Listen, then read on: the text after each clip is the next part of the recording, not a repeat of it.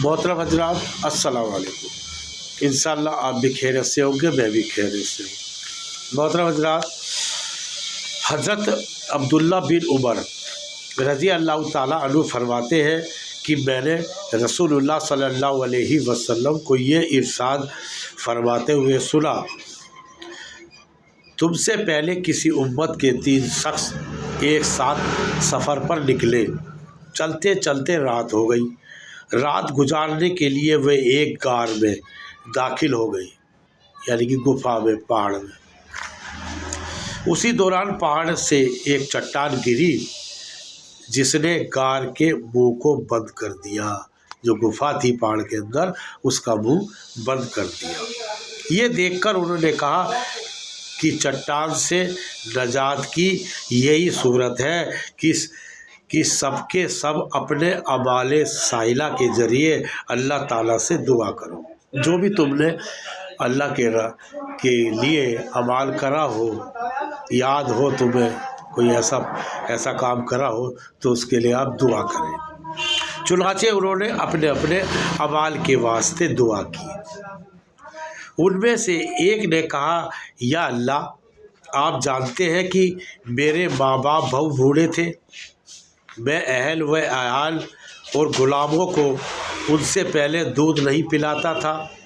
ایک دن میں ایک چیز کی تلاش میں دور نکل گیا، جب واپس لوٹ آیا تو والدین سو چکے تھے، یعنی کہ ماں باپ۔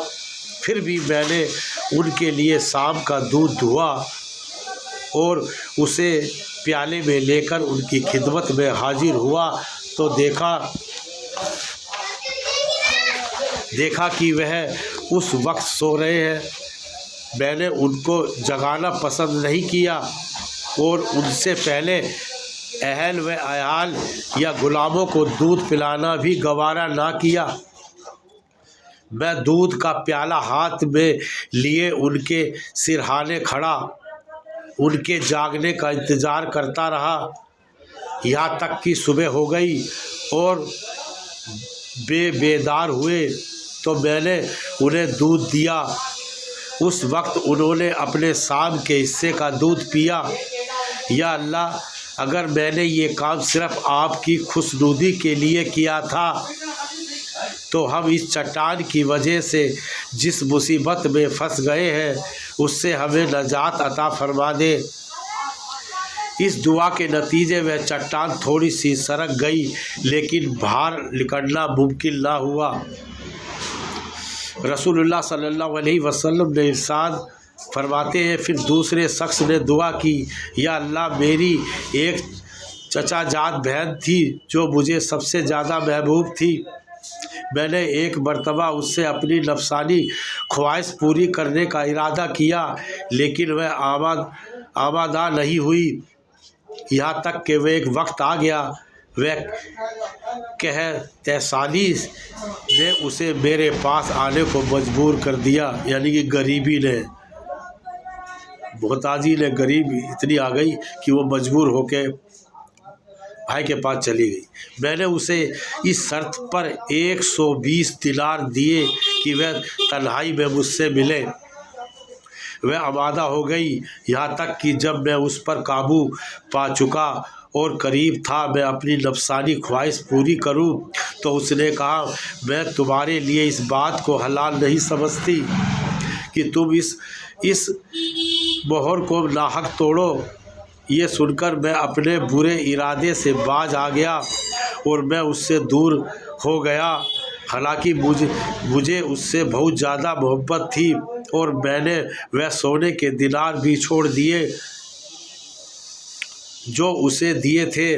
یا اللہ، اگر میں نے یہ کام آپ کی رضا کے لیے کیا تھا تو ہماری اس مصیبت کو دور فرما دے۔ چنانچہ وہ چٹان کچھ اور سرک گئی، لیکن پھر بھی نکلنا ممکن نہ ہوا۔ تیسرے نے دعا کی، یا اللہ، کچھ مزدوروں کو میں نے مزدوری پر رکھا تھا، سب کو میں نے مزدوری دے دی، صرف ایک مزدور اپنی مزدوری لیے بغیر چلا گیا۔ میں نے اس کی مزدوری کی رقم کو کاروبار میں لگا دیا، یہاں تک کہ مال میں بہت کچھ اضافہ ہوا۔ کچھ عرص کے بعد وہ ایک دن آیا اور آ کر کہا، اللہ کے بندے مجھے میری مزدوری دے دے۔ میں نے کہا، یہ اونٹ، یہ گائے اور یہ بکریاں اور غلام جو تمہیں نظر آ رہے ہیں یہ تمہاری مزدوری ہے، یعنی تمہاری مزدوری کو کاروبار میں لگا کر یہ منافع حاصل ہوئے ہیں۔ اس نے کہا، اللہ کے بندے مذاق نہ کر۔ میں نے کہا، مذاق نہیں کر رہا، حقیقت بیان کر رہا ہوں۔ چنانچہ میری وضاحت کے بعد وہ سارا مال لے گیا، کچھ نہ چھوڑا۔ یا اللہ، اگر میں نے یہ کام صرف آپ کی رضا کی خاطر کیا تھا تو یہ مصیبت جس میں ہم پھنسے ہوئے ہیں دور فرما دے۔ چنانچہ وہ چٹان بالکل سرک گئی اور غار کا منہ کھل گیا اور سب باہر نکل گئے۔